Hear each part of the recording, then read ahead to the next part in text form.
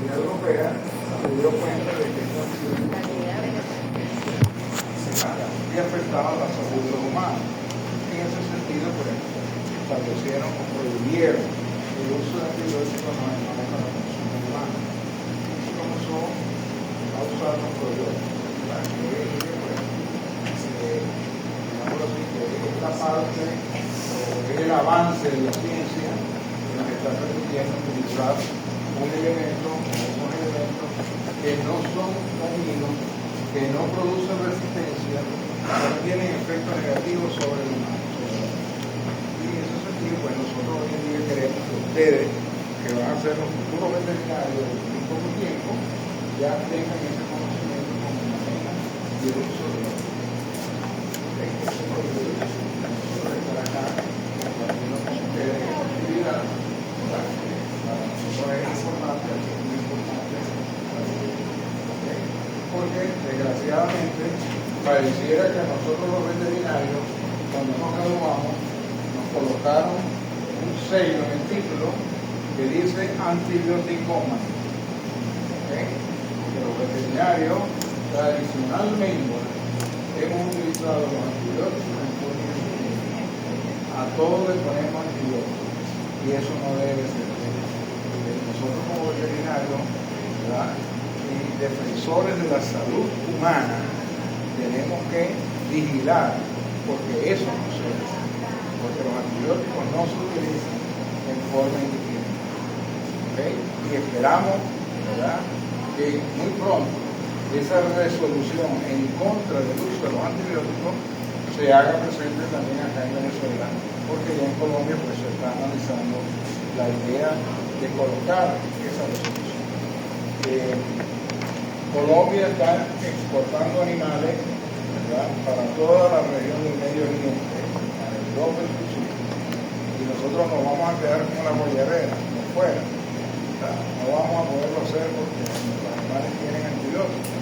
Eso no puede ser. Entonces, es mi preocupación y es la preocupación de la empresa de que ustedes conocieron ya tengan la capacidad para usar los probióticos en todas las especies de animales que nosotros tenemos, así como también entendiendo por mascotas a los perros, a los gatos, ¿ya?, a los conejos, a los acures, a los caballos, sí, porque hay gente que tiene como mascota un caballo.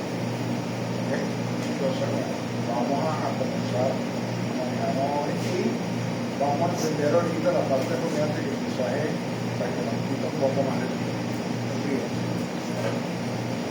Fíjate que se me quiere. Denle la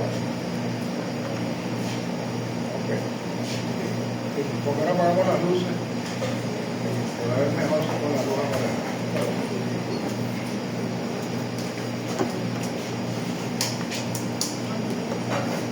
Aquí se ve mejor, ¿verdad? Entonces, fíjense, los probióticos, alternativas en la alimentación animal para maximizar su productividad. Pero entendamos que para poder maximizar su productividad tenemos que maximizar la salud. Eso es lo primero que tenemos que nosotros ver, la salud de los animales. Y lo vamos a lograr como usando los probióticos. Y yo le coloqué ahí esa reflexión que dice, transforma tu experiencia. Los probióticos constituyen la nueva era en la administración de salud para los animales de consumo humano. La eficiencia productiva comienza desde el nacimiento y está directamente relacionada con la colonización microbiana del aparato digestivo. Entonces, aquí empieza nuestro lema. El aparato digestivo, así como lo vieron ayer, ¿verdad?, el aparato digestivo era determinante para el proceso inmunológico, también los rumiantes, el aparato digestivo es determinante para, ¿verdad?, entender lo que va a ocurrir después con la parte inmunológica, porque nosotros tenemos que defender el sistema inmunológico. Y en los rumiantes, el paso se ha dicho que la maduración del intestino delgado es importantísima, así como también es muy importante el desarrollo del rumio, porque recordémonos que el becerro o el bucerro o el camellito o la landa, ¿verdad?, que son rumiantes todos, ellos nacen en su estómago con sus 4 compartimentos, pero solamente funcionales a lo más. Los demás no son funcionales. ¿Okay? Hay que desarrollarlo. Y la forma como lo vamos a desarrollar, ¿verdad? Nosotros la vamos a discutir en el día de hoy para que ustedes tengan a ver esa la siguiente. ¿Qué son los probióticos? Son microorganismos vivos que cuando se administran en cantidades adecuadas confieren un efecto beneficioso para la salud del consumidor. ¿Qué pueden hacer los probióticos? Ayudar a que el sistema inmune funcione correctamente, eso es lo principal. Ayudar a que el sistema inmune funcione correctamente. Facilitar la digestión de algunos alimentos que no pueden ser digeridos completamente, es decir, favorecen la digestibilidad del alimento. Y cuando favorecen la digestibilidad del alimento, ¿qué producen? Energía. Toda vez que hablemos de digestibilidad, estamos hablando de energía. ¿Okay? Energía, recuérdense eso. Digestibilidad es energía. Y si hay energía, hay respuesta animal. Si no hay energía, no hay respuesta animal. Entonces nosotros tenemos que velar porque los alimentos se digieran. Y una de las formas que vamos a lograr nosotros con esa digestión es mediante el uso de los productos. Mantener controlados los microorganismos peligrosos, producir vitaminas, contribuir con la absorción de nutrientes, ayudar a reducir la diarrea asociada al consumo de antibióticos, ayudar al tratamiento de molestias digestivas, ayudar a reducir los síntomas de cólico y estreñimiento, contribuir con la digestión de la lactosa, tratar diarrea infecciosa, disminuir el riesgo o duración de infecciones comunes, incluyendo la del tracto respiratorio e intestinal. Fíjense que bastante me refiero a la parte de salud, porque cuando nosotros decimos ayudar al tratamiento de molestias digestivas, ayudar a reducir la diarrea, ¿verdad? Disminuir el riesgo de duración de infecciones comunes, estamos hablando de la parte inmunológica. Es decir, estamos entendiendo que el uso de los probióticos nos va a ayudar a nosotros a mantener esa condición. Y si yo les digo algo, en la mayoría de la ganadería, la mayor mortalidad de becerros ocurre los primeros 5 a 10 días. Y ocurre los primeros 5 a 10 días porque el sistema inmunológico no está desarrollado. El becerro no recibe inmunidad materna debido a que las inmunoglobulinas son proteínas de alto peso molecular y no logran atravesar la barrera placentaria.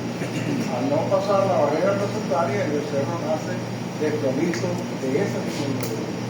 Y esas inmunoglobulinas se excretan en el calor. Es decir, la parte inmunológica, la madre, es transferida al becerro a través de su primera leche, que es el calor. ¿Okay?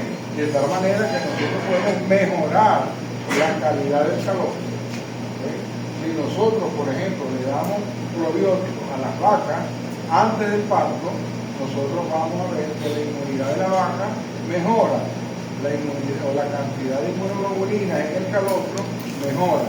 Ya esos son unos ensayos que nosotros estamos haciendo y hemos observado que la calidad del calostro aumenta cuando nosotros vamos a tomar. Con eso estamos garantizando que la primera ingesta de calostro, que debe ser no más allá de 12 horas después del nacimiento, los becerros están recibiendo un calostro de buena calidad, con una cantidad adecuada de inmunoglobulina que lo van a ayudar a defenderse porque los patógenos de los primeros días de vida, cuando ellos son más susceptibles. El aparato inmunológico después del nacimiento no se desarrolla de un día para otro, necesita ser estimulado. Y la única forma de que nosotros lo estimulemos rápidamente, ¿verdad?, es que nosotros podamos incluir las bacterias que tengan efecto benéfico, ¿verdad?, a la menor edad del becerro. Quiere decir, yo particularmente recomiendo que a partir del 4º día de vida, cuando ya ha terminado la fase calostral, nosotros comencemos a utilizar los probióticos para que el becerro, primero que todo, colonice el intestino delgado, ¿verdad?, las bacterias hagan su efecto en el intestino y luego, ¿verdad?, comencemos a desarrollar el rumen a la brevedad posible, porque nosotros tenemos un animal que va a alimentarse de pasto. El pasto es el alimento más económico que hay y nosotros tenemos que buscar que ese consumo de pasto sea adecuado y que ese pasto, ¿verdad? Nos produzca la mayor cantidad de energía porque la bacteria lo digiere. Así es. Beneficio de los probióticos de producción animal, ya el doctor Alevy les habló de esto, ¿verdad? Lo primero que todo, a mí me gusta que se les grabe que mejoran el sistema inmunológico. Mayor salud del animal porque manejan el sistema inmunológico. Equilibran la flora bacteriana. ¿Dónde está esa flora bacteriana? En el intestino y luego en el rumen, porque a nosotros nos interesa que la microbiota ruminal se desarrolle. Una vez que se desarrolle, que se colonice, que se mantenga. Reducen la emisión de amoníaco en las excretas. Mejoran la calidad de la carne, disminuyen la tasa de mortalidad, mejoran la eficiencia alimenticia porque mejoran la digestibilidad, mejoran la ganancia de peso, promueven la resistencia contra enfermedades, mejoran la calidad de la vida. Todos esos son efectos que son beneficiosos que vamos a ser aplicados en la rutina.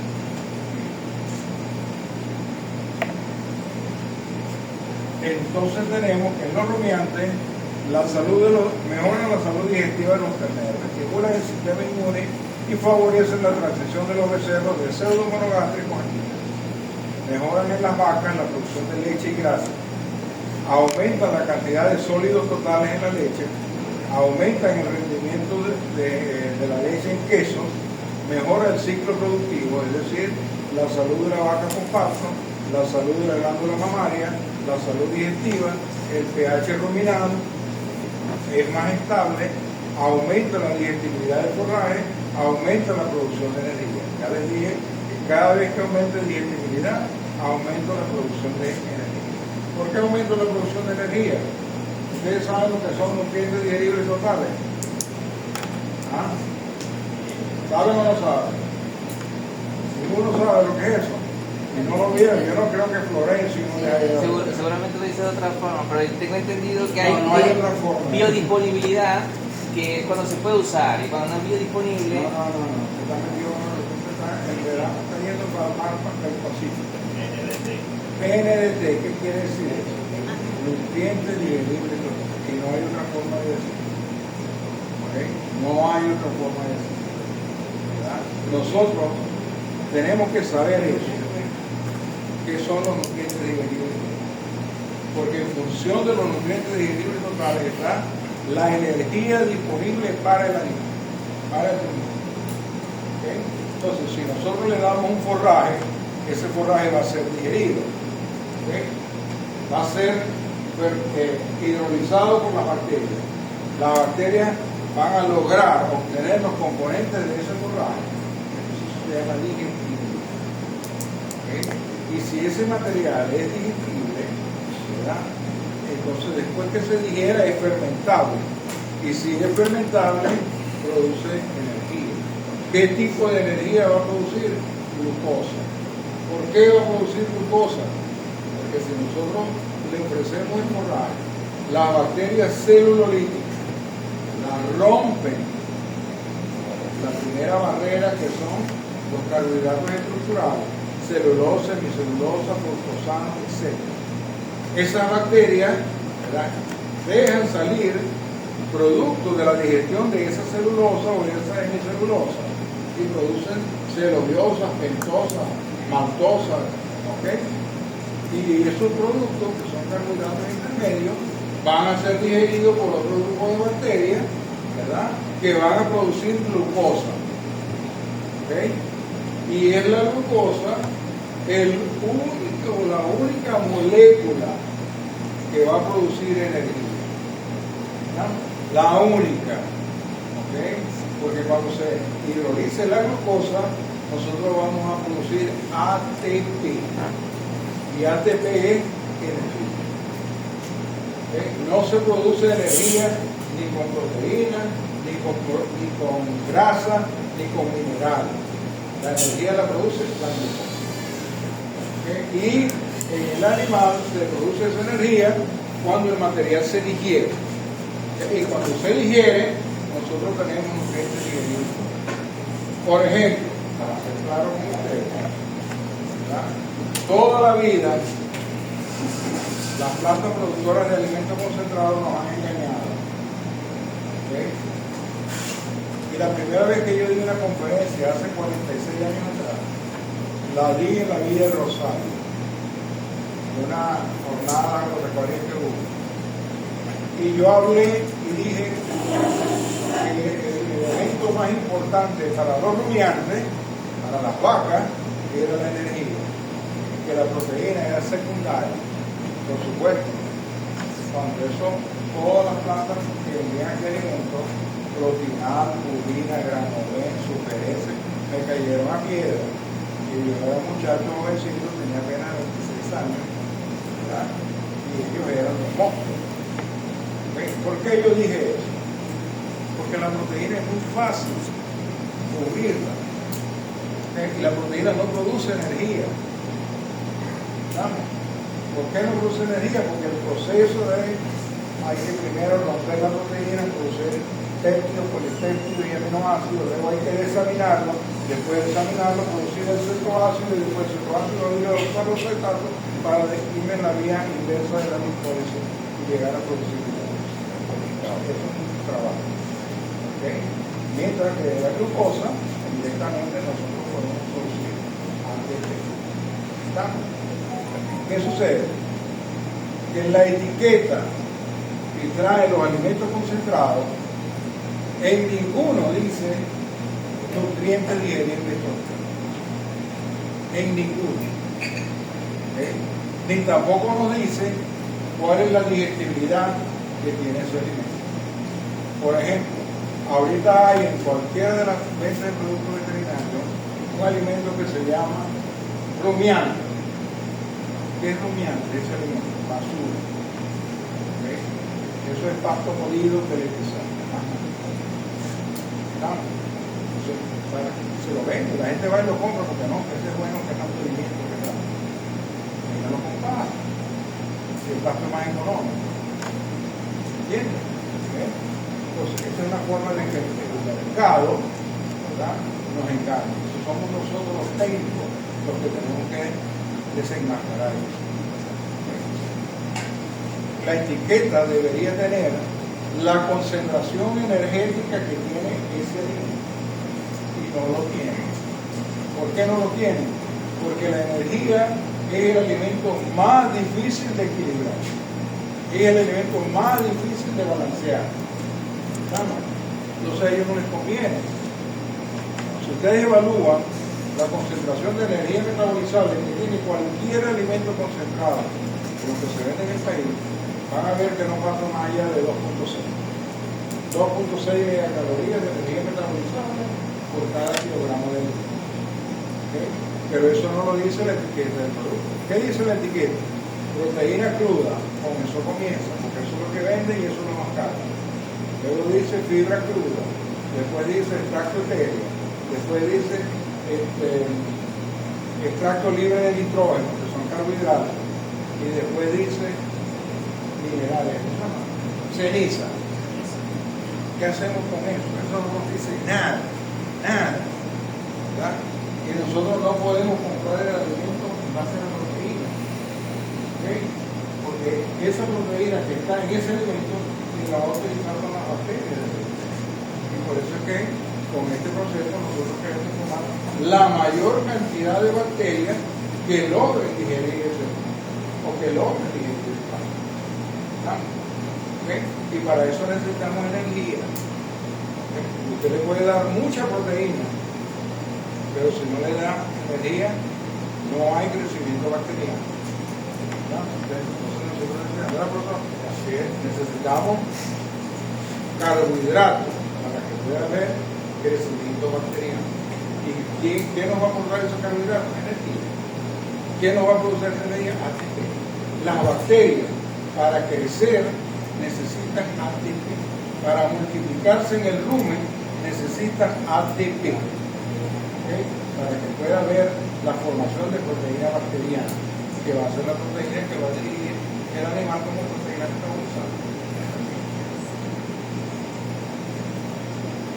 Entonces tenemos que, en el caso de los rumiantes, favorecen la calostrogénesis y la calidad del calor.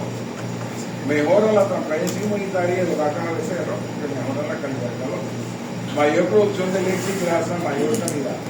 colonizan y modulan la microbiota intestinal y luminal, estimulan la inmunidad innata e inmunidad adquirida, favorecen el control de diarreas y enfermedades respiratorias por patógenos bacterianos y virales, mejoran la salud del tracto reproductivo, mejoran la salud de la ubre, mayor tasa de crecimiento o averaje de ganancia de ADN. Podemos generar un destete más temprano. Conllevan a la incorporación de las hembras a menor edad, ¿verdad?, al rebaño y producción. Aumentan la ingesta de materia seca y disminuyen la acidosis en el rumen de ternero y perrito. ¿Por qué aumentan la ingesta de materia seca? Simplemente porque mejoran la digestibilidad. Y si mejoran la digestibilidad, aumentan el consumo de materia seca. Porque la medida que el material se digiere, la vaca tiene oportunidad de seguir comiendo. ¿Ok?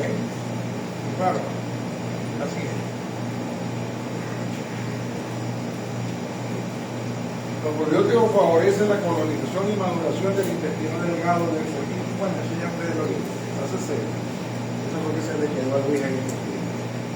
¿Okay?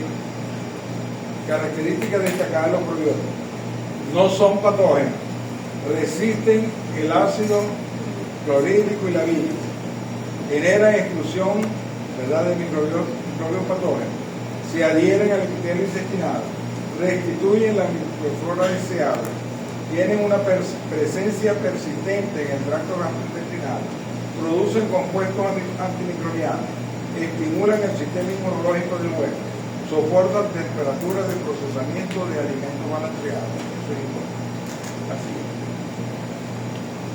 En nuestro caso, ¿verdad?, el laboratorio de verdad, los probióticos que producimos son del género Bacillus. Ya el doctor Alegre les habló, ¿verdad?, del género, les habló, ¿verdad?, del por qué usamos ese género, ¿verdad?, y esas son las razones que están ahí, ¿verdad?, por las cuales nosotros utilizamos el género Bacillus. Primero que todo es barato, no es patógeno ni es tóxico, ¿verdad? Y es venezolano. Y es venezolano adicionalmente. ¿Okay? Tiene una actividad antimicrobiana. Son moduladores de antioxidantes, moduladores de la inmunidad, producen enzimas digestivas, resisten largos periodos de almacenamiento o producción, siempre y cuando no haya humedad. Producen metabolitos, antibióticos, bactericidas, defensinas, enzimas lípicas. Previenen el estrés oxidativo, regulan el sistema inmune humoral, mejoran el crecimiento y la disponibilidad de nutrientes en el huésped, previenen la adhesión de bacterias patógenas y con toda esa gama de actividades mejoran la salud e inmunidad del huésped. Es lo que nosotros queremos. La siguiente.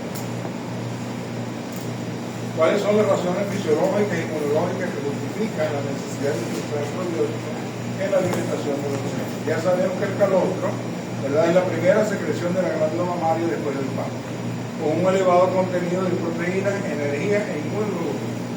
Al nacer, los rumiantes y monogástricos, mamíferos, carecen de anticuerpos que los protejan de infecciones gastrointestinales y respiratorias, siendo el calostro de la madre la primera leche con la que se les transfiere inmunidad hasta que estos puedan desarrollar su propio sistema inmunológico. El sistema inmune del recién nacido no posee la capacidad de producir suficiente inmunoglobulina que le ayuden a combatir las infecciones gastrointestinales y respiratorias por bacterias y virus patógenos, por lo que la utilización de probióticos se hace necesaria. Ya sabemos toda la gama de efectos que ellos tienen. Este es un becerrito, ¿verdad? Nosotros vemos ahí qué es el sistema inmune y dónde comienza, cuál es la relación de los probióticos con el sistema inmune y la respuesta de todos y cada uno de los sistemas del cuerpo de los animales. El sistema inmunitario comprende un conjunto de tejidos y órganos en los que se generan y maduran las células responsables de la respuesta inmunitaria, y también donde se inicia gran parte de las respuestas del tipo innato y específico. El innato es lo que es original, ¿verdad?, y lo específico es lo adquirido.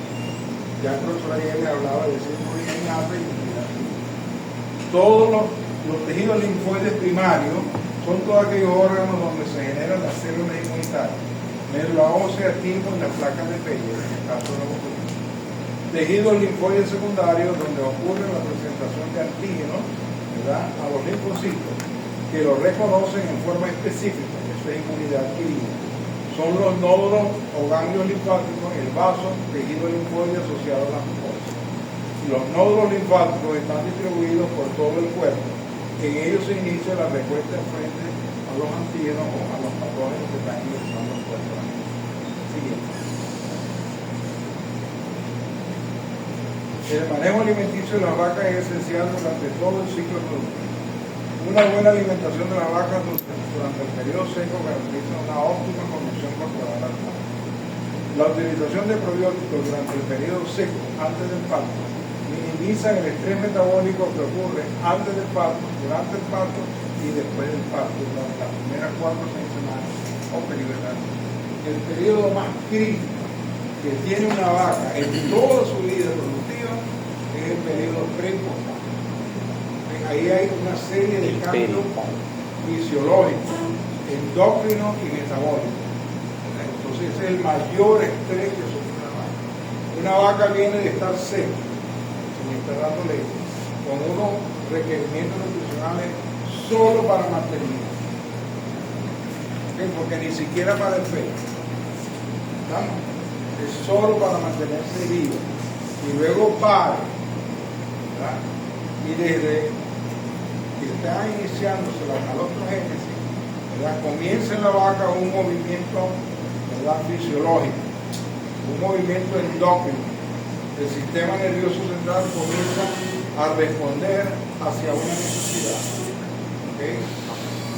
El día del parto, la vaca produce la mayor cantidad de somatotropina. ¿Sabes qué es somatotropina? Para el crecimiento. Hormona de crecimiento. ¿Verdad? La somatotropina es la hormona de crecimiento, sí, pero es la hormona, ¿verdad?, responsable de todo el metabolismo energético del organismo, el hormona láctico también. ¿Okay? Todo el metabolismo energético depende de la somatotropina. Pero hay un efecto fisiológico, ¿verdad?, porque el día del parto se produce la mayor cantidad de somatotropina. ¿Okay? Y ese efecto es ya endócrino, hormonal, ¿verdad?, conlleva a que la somatotropina dirige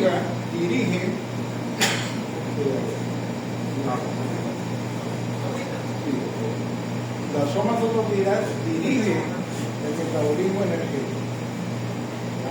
La somatotropina estimula el hígado para que en el hígado se produzca IGF-1. ¿Sabes qué es la IGF-1? Factor similar a la insulina. ¿Ah? Factor similar a la insulina. Factor de crecimiento de la insulina.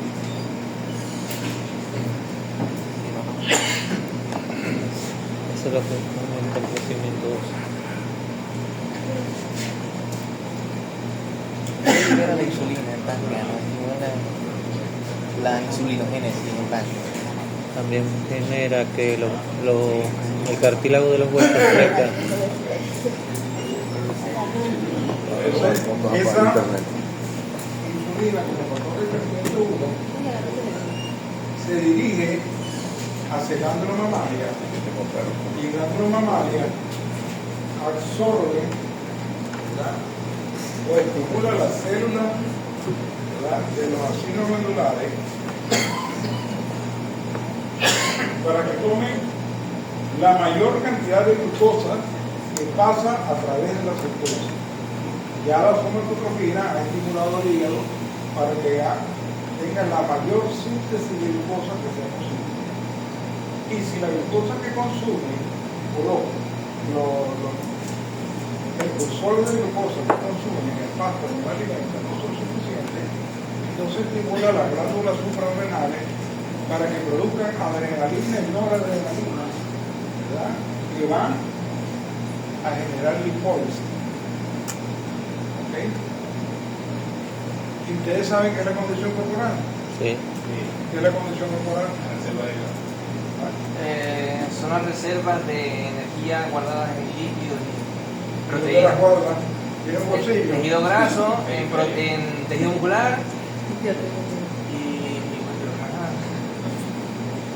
¿Cómo se guarda la reserva en el tejido muscular? por proteínas.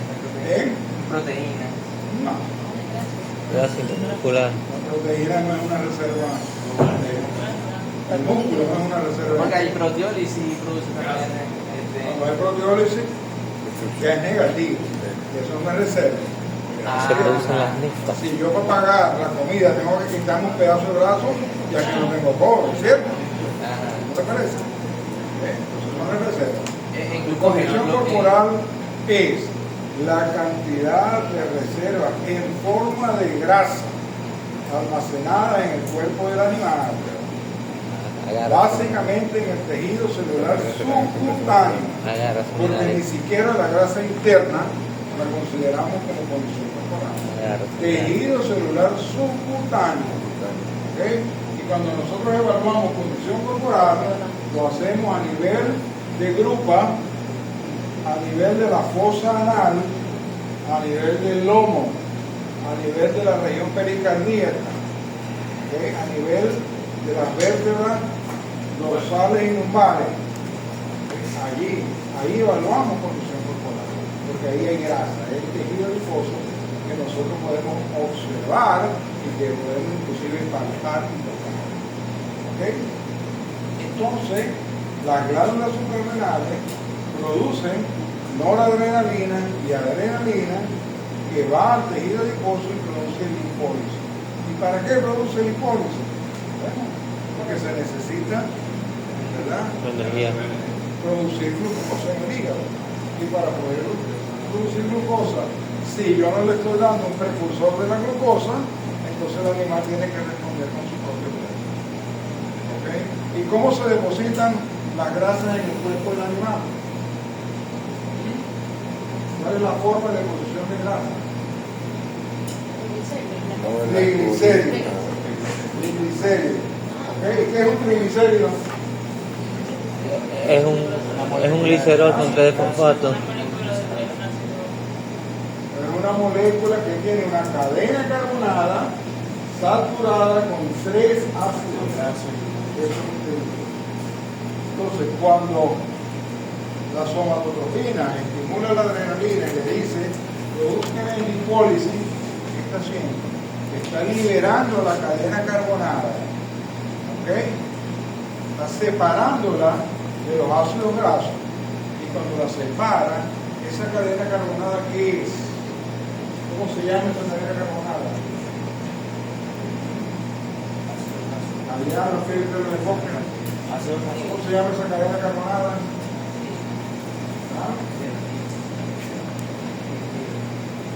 Por eso es que yo estoy seguro que Florencio del York.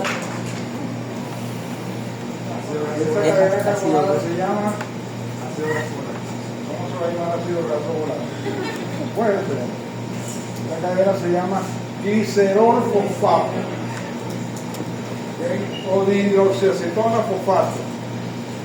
Claro, si quieres glicerol fosfato o dihidroxiacetona fosfato, es una triosa, la mitad de una molécula de glucosa.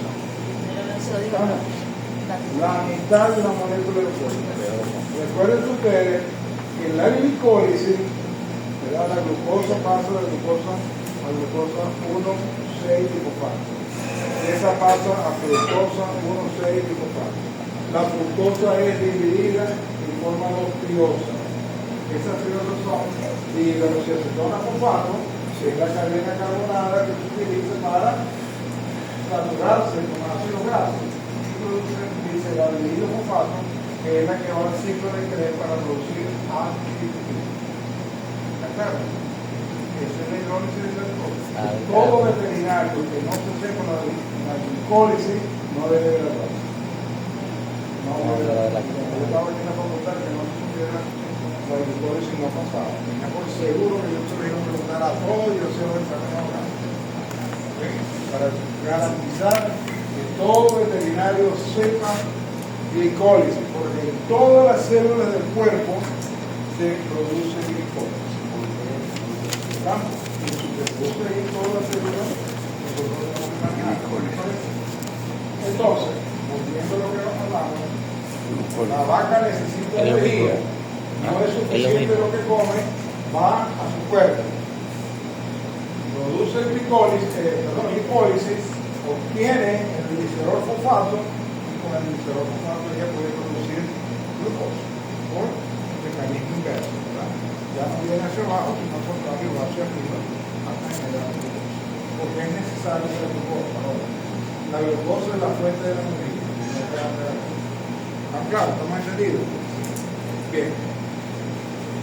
La suplementación del probiótico, ¿verdad?, en cantidad adecuada durante el periodo seco mejora la salud de la vaca durante este periodo crítico, a la vez que favorece la calostrogénesis en cantidad y en calidad. Si decimos que favorece cantidad y calidad, quiere decir que aumenta el volumen de calostro, pero también aumenta la calidad.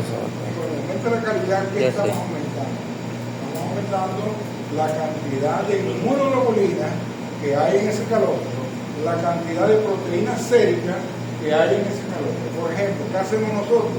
Los becerros, ¿verdad?, cuando nacen, si le tomamos una muestra de sangre y lo ponemos en un refractómetro, ¿verdad?, nosotros podemos ver la cantidad de proteína sérica que hay en ese becerro.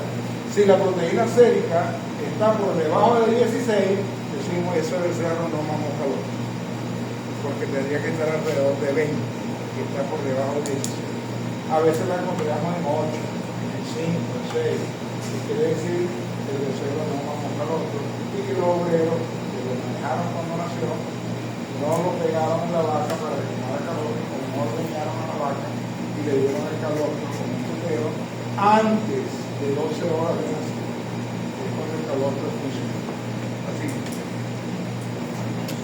Nosotros queremos que las vacas vayan así al paso. La vaca en muy buena condición corporal, con la glándula mamaria que se ve bastante sana, un animal que nos muestra que realmente tiene buena condición física. Igualmente los animales primíparos, ¿verdad?, tienen que ir sanos, con buena condición corporal, ¿verdad?, y dispuestos pues a generar un desarrollo mamario adecuado para responder a la necesidad. Sí, mestiza, una mestiza. De musculatura. No, pero como estamos hablando de probióticos, ¿verdad?, eso es el aparato digestivo de un becerro cuando nace. Sabemos que el aparato digestivo está completo, ¿verdad?, y que hay 4 compartimientos: rumen, retículo, omaso y abomaso. Que el rumen retículo forma alrededor del 25 al 30%, el omaso no más allá del 10%, y el abomaso representa entre el 60 y el 80% del tamaño del sistema digestivo al nacimiento. ¿Eso es importante para nosotros? Sí, porque en el abomaso es donde se va a digerir la leche. ¿Sí? La leche no se digiere en el rumen, ni se digiere en el omaso, ni tampoco en el retículo. Se digiere solo y únicamente en el abomaso con las enzimas digestivas. ¿Sí? No hay otra forma. ¿Qué sucede? Cuando el becerro nace, ¿verdad?, el efecto de la leche en la boca del becerro estimula unos receptores químicos que envían una información al sistema nervioso central. El sistema nervioso central le responde, ¿verdad?, al becerro y le dice que cierre el esófago. Y nosotros vemos acá, este es el esófago. Disculpen que no tengo que explicar ahora, es que la licenciada me dijo. Este es el esófago, ¿verdad? Si el esófago no se cierra, no forma un tubo, un conducto, la leche va a caer al rumen y al retículo. Y ahí se va a fermentar, se va a podrir, ¿verdad?, y en vez de producirnos un efecto positivo, nos va a dar un efecto negativo. Entonces el sistema nervioso central le dice que se cierre el esófago y que arme lo que nosotros llamamos la gotera esofágica. Esa gotera esofágica pasa directamente al abomaso y la leche cae directamente al abomaso. ¿Estamos claros? Aquí cae la leche. Si la leche cae ahí en forma gradual, allí se van a formar pequeños flóculos que van a luego ser digeridos por las enzimas digestivas.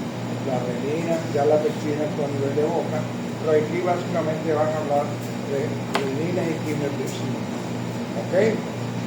Si la leche entra en cantidad muy grande, por ejemplo, cuando estamos en alimentación artificial y colocamos el balde muy alto o muy bajo, ¿verdad? Y no le damos chance a la posición de la cabeza del becerro, entonces la leche entra en una cantidad abundante y en vez de formar flóculos, va a formar un solo coágulo.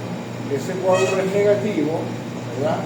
Porque la renina no puede actuar completamente, entonces la leche queda mal digerida. Y cuando la leche queda mal digerida, ¿verdad?, produce diarrea porque se pudre. ¿Ok? Entonces vamos a ver en el becerro la inscrita que hay leche no digerida, coágulos de leche. ¿Ok? Coágulos de leche. Entonces ahí vemos pues no hubo digestión de la leche, quedó mal digerida y tenemos un proceso diarreico, ¿verdad?, formal mal. Así. Sí sabe. Los becerros recién nacidos, centro monográfico, abomazo y intestino delgado están desarrollados. Es donde ocurre la digestión de proteínas, grasas y carbohidratos mediante la acción de las enzimas digestivas secretadas en estos órganos. Al nacimiento, el rumen retículo forma el 38% más.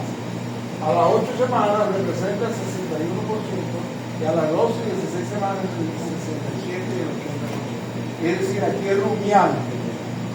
¿Okay? Pero esto va a ser rumiante si nosotros manejamos la alimentación de ese becerro. Si no manejamos la alimentación del becerro, no va a ser rumiante a las 12 ni a las 16 semanas. ¿Okay? ¿Y cómo vamos a manejar la alimentación nosotros para hacerlo rumiante? Es lo que les voy a explicar ahora. El omazo nace con el 13% y no llega más allá del 18% a los 3 meses de vida. Y el abomazo, que era el mayor órgano entre 49 y 60%, al final apenas representa el 15%. Es decir, ya es un solo tubo, ¿verdad? Cuando el animal ya es rumiante, que es lo que a nosotros nos interesa. Pero para nosotros obtener esto, necesitamos manejar la alimentación. ¿Okay? La leche o el consumo de leche no me permite a mí desarrollar el rumen.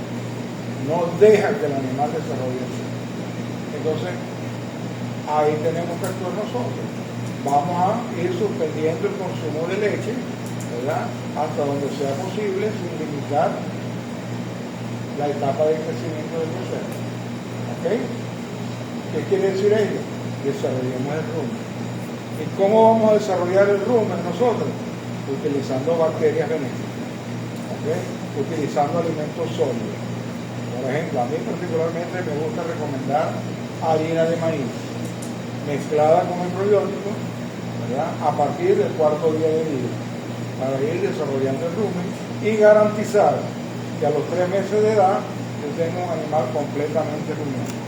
Ya nuestros ensayos que hemos hecho nos garantizan que es así. Hemos tenido una respuesta satisfactoria tanto en cabras como en bovinos, en rumiantes en general, y podemos pues con toda seguridad hablar de que este es un efecto posible. Así. En el manejo alimenticio de los becerros es determinante para la salud y velocidad de crecimiento, ganancia diaria de peso. El alimento debe satisfacer sus necesidades nutricionales para el desarrollo óptimo. El calostro, primera secreción de la glándula mamaria, debe ser consumido durante las primeras 8 a 12 horas de nacido el animal. A partir del 4º día de edad, pasada la transición de calostro a leche, debe ofrecerse leche a razón del 10 a 15% del peso libre del animal, porque hay que garantizar la calidad de los nutrientes que le estamos dando y solamente la leche tiene 90% de digestibilidad.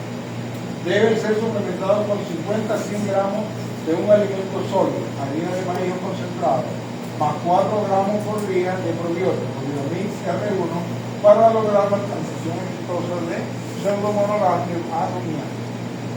Luego de 2 semanas, la oferta de alimento debe aumentarse progresivamente, de manera que a los 30 días consuman alrededor de 500 gramos por día, más los 4 gramos de Biomix R1. Pasadas 8 semanas, la oferta de alimentos sólidos debe ser de 1 kilogramo diario, más 4 gramos de biomix R1, mientras la oferta de leche debe ir restringiéndose progresivamente.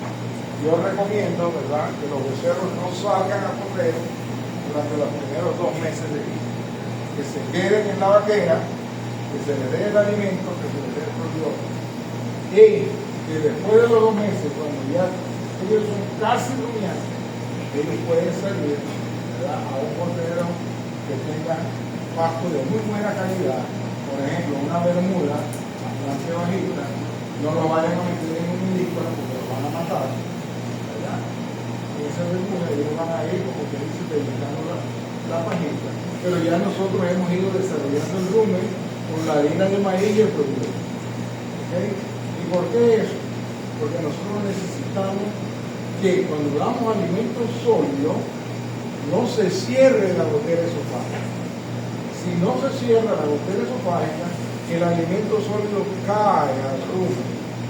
¿Okay? A ese vestigio de rumen que formaba, que tenía el 30%, ahí cae el alimento sólido. Eso es como una cámara cerrada, ¿verdad?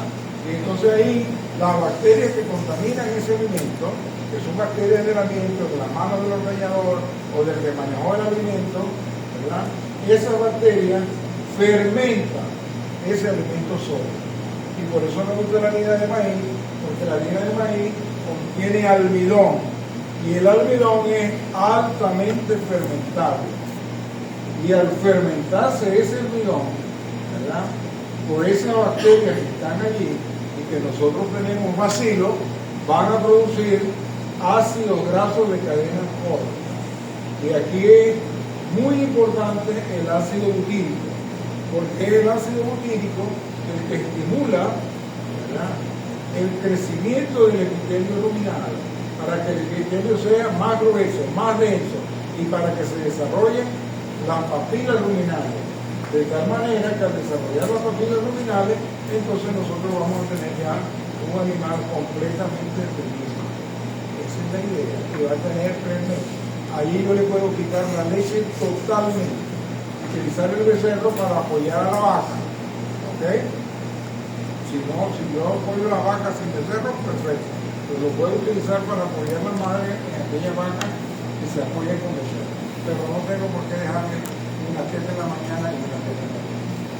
El peor manejo que hay en la alimentación de los becerros es el sistema una teta en la mañana, una teta en la noche. Eso es lo que tradicionalmente se ha hecho en nuestra ganadería. ¿Okay?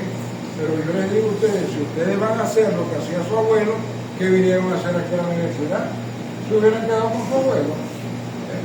Nosotros vinimos aquí para cambiar paradigmas, para no hacer lo que hacían nuestros antepasados.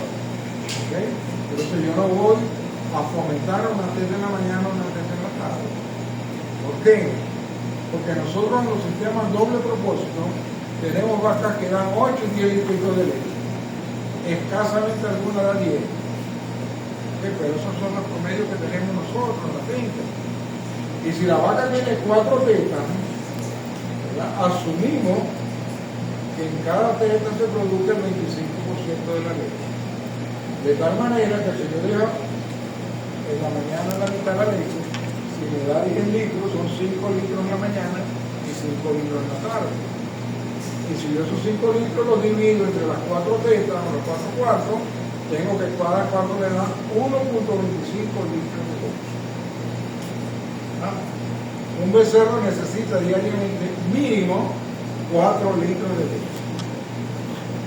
Si yo le dejo una teta en la mañana, le estoy dando 1.25. Si le dejo una teta en la tarde, le estoy dando 1.25. De tal manera que le estoy dando escasamente 2 litros de leche. Y le estoy quitando la leche para yo venderla y obtener mi beneficio personal. Pero no le estoy correspondiendo al becerro. Yo le estoy quitando la leche, pero voy a darle harina de maíz o un alimento para satisfacer su demanda nutricional. ¿Okay? Ahí es donde le digo, vamos con la harina de maíz, que quizás es la más económico que conseguimos en el mercado. Vamos a ponerle el probiótico, que es muy económico, ¿verdad? Pues son apenas 4 gramos por día por animal. y vamos a lograr que ese becerro en 3 meses yo no necesite darle leche para nada. Ya es rumiante, ya nuestros ensayos hemos hecho las necropsias necesarias y hemos visto que el desarrollo del rumen es total, completamente desarrollado el rumen en el becerro de 3 meses. Becerros que a los 3 meses pesan 130, 150 kilos. Eso normalmente es el peso de los becerros de tete a los 8 o 10 meses de edad. Quiere decir entonces que lo que hacía mi abuelito, mi papá por allá, no era eficiente. ¿Okay? Porque el peso del destete era muy bajo. Entonces nosotros queremos que eso cambie. Y que cambie porque tenemos que aprovechar la edad que va entre el nacimiento y la pubertad. Porque ahí es donde hay la mayor concentración de somatotropina, que es la hormona de crecimiento, y es la que me va a favorecer el desarrollo de los huesos largos, ¿verdad? No del músculo, porque el músculo crece porque el hueso es más largo. ¿Okay? Pero sí el crecimiento de los huesos largos. Va a haber mitosis. ¿Cómo crecen los huesos largos? ¿Cómo crecen los huesos largos? ¿Cómo cree usted que los huesos crecen? No deje que ella está pensando, ella tiene derecho a pensar. Iba a decirlo la línea de... Sí, No sabe. Allá la que está acá, que quiere hablar, que dice ¿cómo cree usted que crecen los huesos largos? Con los cartílagos de crecimiento. Tampoco. Sí, línea de crecimiento. Vamos a ver quién está bien la como es. Allá, la de los ojos. Se llama línea de crecimiento que crece por las extremidades de por las diáfisis. Tampoco. Las epífisis que A ver. diáfisis del centro. Aquí. ¿Ah? ¿Y el otro ejemplo? ¿Ah? No dice nada. Profe, ¿Cómo crecen los huesos?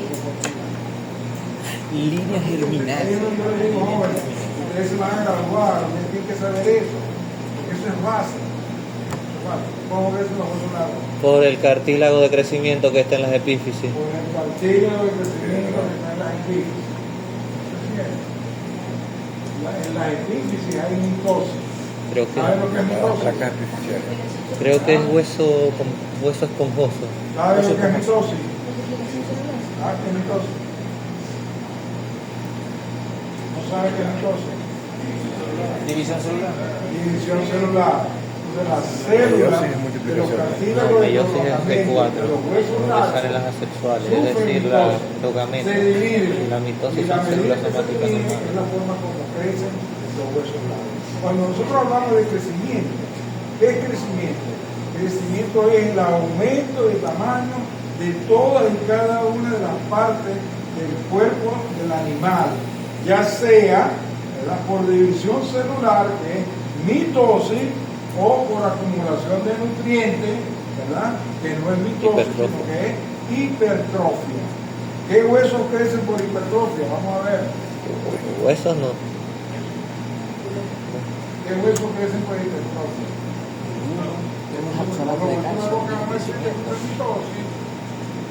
¿Qué hueso hay de bolita que se esté tirando? ¿Ah? Los irregulares, No lo oigo. la escápula y eso. La escápula. La escápula tiene cartílago en los momentos. Ahí anda azul. ¿Qué ¿Qué hueso? huesos crecen por Ninguno. hipertrofia? Ninguno. Y el celeste. ¿Ah? Profe, estos muchachos como que- Profe, ninguno. ¿Ah? ¿Cuáles? Ninguno. Claro que sí. ¿Cómo crecen las vértebras? Por hipertrofia. ¿O usted cree que una vaca adulta tiene el mismo tamaño de las vértebras con la que nació como Hiperplasia. Las vértebras se hipertrofian, almacenan nutrientes. ¿Ok? Y ese almacenamiento de la síntesis de nutrientes dentro del órgano permite el ensanchamiento de los Profe, pero en las vértebras hay ostocitos y osteoclastos, o sea, debería haber un proceso de remodelamiento óseo. En las vértebras no hay mitosis. Las vértebras crecen por hipertrofia. Porque no hay multiplicación. Imagínese usted que usted tenga Para ver. mitosis de las vértebras. Ahí eso no me gusta. Los huesos del carbo también crecen por Crecimiento de las vértebras. No por No puede ser. no tienen cartílago que no ¿ok? Ética, pues eso la están peinada conmigo porque no saben anatomía. Esa cosa. Bueno. Ellos saben, pero es la pena. No, penas son dos letras, lo demás es nada.